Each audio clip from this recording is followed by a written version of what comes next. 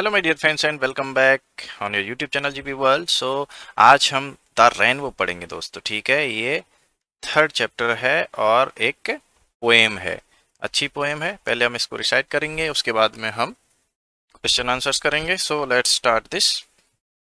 क्या कह रहा है? Boats sail on the rivers and ships sail on the seas, but clouds that sail across the sky are prettier far than these। तो देख लेते हैं दोस्तों, इसका मतलब होता है कि नदियों में नावें चलती हैं। Boat sail on the rivers, यानी कि जो बोट्स होती हैं, जो ये होती हैं, देखो जैसे छोटी नदियां होती हैं उनमें नावें तैरती हैं या नावें चलती हैं समुद्रों में। And ships sail on the seas, यानी कि जो समुद्रों में शिप चलते हैं। बट लेकिन clouds that sail across the sky, लेकिन ये बादल जो कि आसमान में तैरते हैं, हम कह सकते हैं आसमान में तैरते हैं, आर प्रेटियर फार देन दिस, वो इनसे कहीं ज्यादा सुंदर हैं, इनसे बहुत ज्यादा सुंदर हैं। ठीक है, प्रेटियर यानी सुंदर।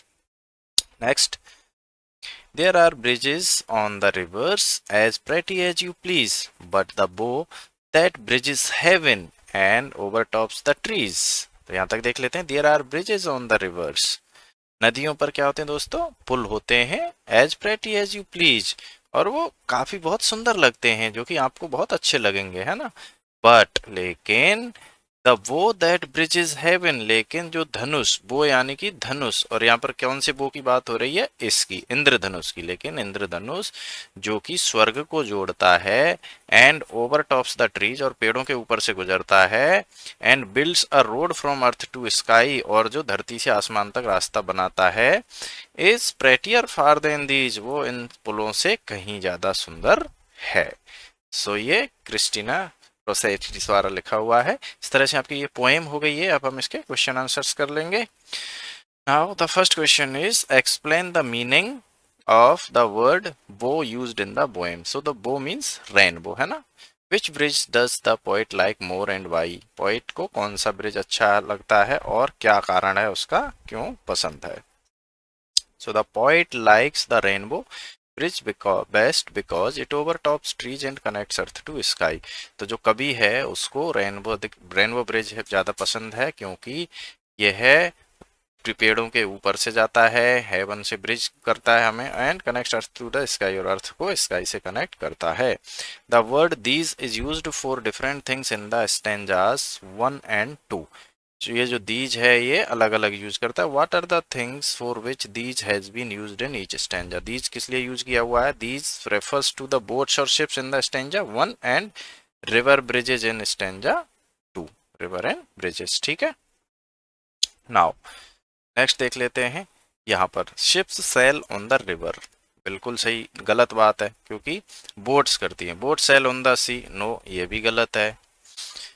Bridges are built on the river, बिल्कुल सही है। A road is built from the earth to sky, a road is built from earth to sky, no. इसमें दोस्तों न्यू वर्ड्स हैं, ओवर टॉप्स यानी कि उनके ऊपर से जो जाता है ना, ब्रिजेस पुल, और वो धनुष। अब what are the ways in which you can cross a river, कौन कौन से रास्ते हैं दोस्तों जिनसे हम कर सकते हैं? पुल से कर सकते हैं, ब्रिज से, बोट से कर सकते हैं, और स्विमिंग करके कर सकते हैं। Have you ever seen a rainbow in the real life, क्या आपने कभी देखा है? और पिक्चर में हाउ डू यू फील, आपको कैसा लगता है? ये आपको खुद से बताना है। If you could walk on a rainbow where do you think it would take you, कहाँ लेके जाएगा अगर आप उस पर वॉक कर सकते हैं तो। So this is also you have to write, understood. Now देखो दोस्तों, ये जो वर्ड आपके उसमें दे रखे हैं वो यहाँ पर कर दिए मैंने, जैसे सेल है ना, इसका है रिवर, इसका है sea, heaven, bridges, clouds, overtops, bow and road. तो इनको आप कर लीजिए अच्छे से आपके उसमें सॉल्व। नाउ देखो, ऐसे वर्ड हैं जैसे शिप है, शिप की जगह पे क्या होता है? इसकी जगह चिप भी कर सकते हो आप, है ना। फ्रेंडशिप भी कर सकते हो, और बहुत सारे वर्ड होते हैं जिनको आप कर सकते हो।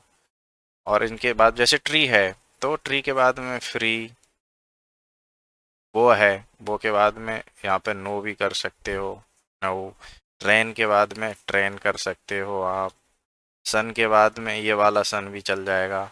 सी के बाद में फी चल जाएगा। सेल के बाद में साथ जैसे स्नेल है, एंड के बाद में क्या है, सेंड है, स्काई, फ्राई, ट्राई, फार, फार जैसे कार। तो इस तरह से बहुत सारे वर्ड हैं, आप इसको लिख सकते हैं यहाँ पर और आप आराम से इसको सोल्यूशन कर लीजिए। फिर नाउ देखो, दो वर्ड होते हैं, जैसे मैंने आपको पहले वीडियोस में भी बताया है कि हम एक वर्ड को एज ए नाउन भी यूज कर सकते हैं और वर्ब भी। जैसे I have seen a bridge made of roots, देखो ये रूट ब्रिज है दोस्तों, मेघालय में आप कभी जाएंगे तो आपको देखने को मिलेगा। ये पेड़ों की रूट है वो आपस में ऐसी हो गई है कि it is working like a bridge. In the above sentence the word bridge is noun की तरह यूज हो रहा है क्योंकि ये जगह का नाम बता रहा है। Some planks of woods were used to bridge the stream, so यहाँ पर ये वर्ब की यूज हो रहा है, टू ब्रिज द स्ट्रीम। देखो इस स्ट्रीम को ब्रिज करने के लिए अगर वर्ड का उपयोग हम कुछ काम करने के उसमें ले रहे हैं तो वो हो जाएगा नाउन, और अगर उसको नॉर्मल किसी व्यक्ति वस्तु या विशेष को शो करने के लिए ले रहे हैं, डिनोट करने के लिए ले रहे हैं, तो वो हो जाएगा दोस्तों नाउन। ठीक है। नाउ आपके उसमें ये पोएम है, उनको आप पढ़ लेना, उनमें कुछ है नहीं, ये भी सेम ही है। मैं आपको क्वेश्चन आंसर सिर्फ अभी करा देता हूँ, ये आप कर लेंगे। देखो यहाँ पर ये हो गया है, rainbow, tea cup, wrist watch, arm chair, earthworm, sunflower, table cloth, notebook, ear ring और टूथ पेस्ट, इसको कर लेना। देन अपोजिट जो थे उसमें यही है, लार्ज का क्या होता है दोस्तों, स्मॉल, वीक का स्ट्रॉन्ग, फास्ट का स्लो, रफ का स्मूथ, डल का शार्प या शाइनी, कर्व्ड का स्ट्रेट, फिनिश का स्टार्ट, एडिशन का subtraction, complicated simple, mild sharp और ब्लंट शार्प। तो इसको भी आप कर लेना। ब्लंट यानी भोंटा, शार्प यानी तेज, ठीक है। माइल्ड यानी धीमा, माइल्ड होता है धीमा मध्यम टाइप में, शार्प या स्ट्रॉन्ग होता है उसका। कॉम्प्लिकेटेड बहुत ज़्यादा कॉम्प्लिकेटेड चीज़ होती है, बहुत ज़्यादा सामान सिंपल सी चीज़ होती है, आसान सी, एक बहुत ज़्यादा कठिन चीज़ होती है। एडिशन बढ़ाना, सब्सट्रैक्शन घटाना, फिनिश और स्टार्ट। सो इस तरह से ये हो गए, आप आराम से नोटबुक में वीडियो को पॉज करके लिख लीजिए। देन रेनबो, अच्छा इसमें रेनबो को किससे हम याद करते हैं, विवग्योर से। विवग्योर का क्या मतलब होता है दोस्तों, violet, indigo, blue, green, yellow और ऑरेंज एंड रेड, ये कलर होते हैं उसमें। Violet, indigo, blue, green, yellow, orange, red, विवग्योर, ठीक है।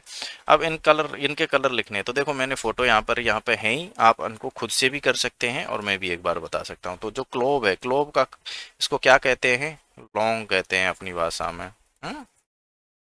इसका कलर ज्यादातर ब्राउन टाइप में रहता है। सिनामन भी ब्राउन टाइप में ही है, थोड़ा सा डार्क है बस, है ना, इसको दालचीनी कहते हैं। और ड्राई चिली है, ये कैसी है, सूखी मिर्ची है, सूखी मिर्च, इसका कलर कैसा है, रेड। गार्लिक का कलर वाइट, इसको क्या कहते हैं, लहसुन। अब यहाँ पे देखते हैं करी लीव्स, करी लीव्स क्या होती है, कड़ी पत्ता, कड़ी पत्ता, इसका कलर ग्रीन, ठीक है। पेपरकॉर्न्स, ये क्या है दोस्तों, काली मिर्ची, इसका कलर ब्लैक रहता है या तो ब्राउन रहता है, काली मिर्च बोलते हैं इसको। फेनल सीड्स, फेनल सीड्स क्या होता है, सौंफ, सौंफ जो खाते हैं ना हम, उसको कहते हैं। इसका कलर लाइट ग्रीन कह सकते हैं एक तरह से, लाइट ग्रीन।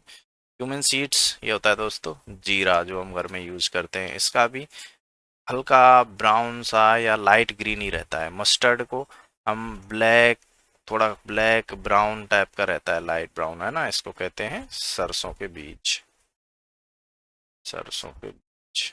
इस तरह से ये कर दिए हैं, आप कर लेना आराम से अपने नोटबुक में। देन इनसे कौन कौन से मिल बन के कलर बनते हैं भाई, इससे पर्पल बनता है, इनसे ग्रीन बनता है, या ऑरेंज बनता है, या पिंक बनता है, मैरून और ब्राउन। सो ये कलर कॉम्बिनेशंस है, आप इसको सॉल्व करके अपने नोटबुक में लिख लीजिए।